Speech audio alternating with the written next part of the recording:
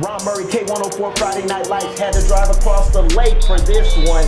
Out here with the Royse City Bulldogs, and with me, head man Coach Colvin. Coach, thank you so much for allowing me out this morning. Yeah, man, appreciate you being here. Most definitely. So, Coach, second year at Royse City. Just talk about taking this job and being at Royse City so far. Man, it's a good job. You know, was trying to get a head job for a while, being an offensive coordinator. Wanted to be at a good school. Didn't want to have to go nowhere and, you know, try to rebuild or start out at a lower classification. So really fortunate that my first head job is a 6A job at a place like Royse City with good kids and good facilities. All right, and speaking of that, you know, not wanting to rebuild. So when you do come into a new program, what is the first thing that you have to establish? Culture. No doubt, culture, and it's just getting kids used to doing things the way that you want them done, at the standard that you want them done. Mm-hmm. So, of course, year one didn't get the results that you wanted, but what were the pros that you were able to take from your season last year?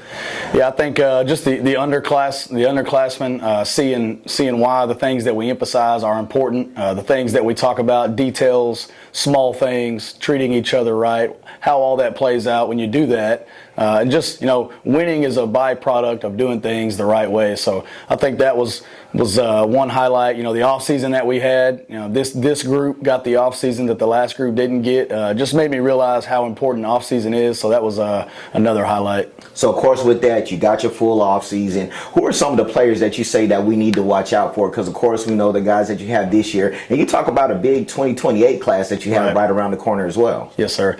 Yeah, quarterback definitely jumps off the map. When you watch him play, strong arm, can make any throw, high football IQ. QB1 of the Royse City Bulldogs, Jamian Richardson. Jamian, let me know what we can expect out this Bulldogs offense this year. What you can expect from us, a lot of explosive plays. You know, we have a great offense, fast offense. You know, we go very fast, we play fast. No matter what, we're playing with a lot of effort. We're not giving up no matter what. We're just going straight at you. All right, and along with that, you being a senior and a captain, what are some of your goals? As a captain, I really want to have my team's trust, let them believe in me, lead them, be vocal with them, let them know that I'm here for them, and let them know that I'm going to lead them even when times are rough. We got a great tight end with Hudson Hayes, big right guard, Isaac Martin, John Abrama plays safety. He's a Division I kid. All those guys are captains for us. You know, that 2028 class, it's a special group. I've been talking about them since I took the job. A very low maintenance group. They love football, high energy group. You know, undefeated in district last year. Brandon Duro Harris playing DB. Man, holy moly. You watch him practice and you'll see why he's a Division I caliber football player. Bryson Arney outside at receiver. One of the most special talents I've seen at that position in a very long time. Kingston Rogers, man, he looks like he's 35 years old out there when you see him in pads, playing on the D-line. Kirani Mayo, big right tackle, all sophomores. We'll start 5 or 6 sophomores, man, but fully loaded in that class for sure. Okay, and along with that, you know, looking at your resume, you're someone who's known for explosive offenses, and I'm even going to say historic for what you did at Molina. I'm giving you kudos for that. Appreciate it. That was historic with how y'all able to go to the playoffs. So when you do have those explosive offenses, would you say it's more so the players, the X's and O's, or it just has to be the perfect situation, or just your thoughts on that? Yeah, I don't think anybody's ever won games without good players, so for sure starts with the players. Yeah, I've been really fortunate to have success as offensive coordinator, but two things that I always tell people with that is that, one, we had good players that could retain the information and they practiced really, really hard. And the second part of that was just having good men around me. You know, yeah, I get a lot of credit for those successful offenses and, you know, 50 points a game and whatnot, but, you know, I didn't do that on my own. We had really good players that could get out there and execute, and we had really, really good coaches that could coach up the scheme so that our kids could go out there and be successful.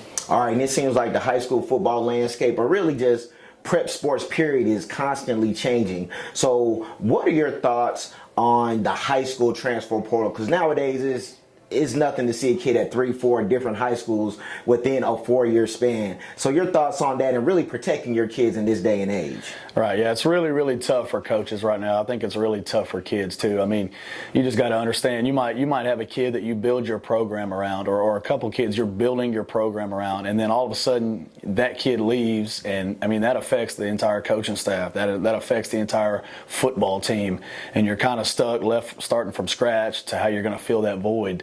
I think for kids, they miss out on a lot of stuff like, just camaraderie with their teammates. We have a guy on staff, Peter Jenkins, played 4 years at the University of Texas, and I was talking to him about that. And that was the one thing that he talked about was like, man, he still has group chats with his buddies that he played with at Texas, his position group, his coaches.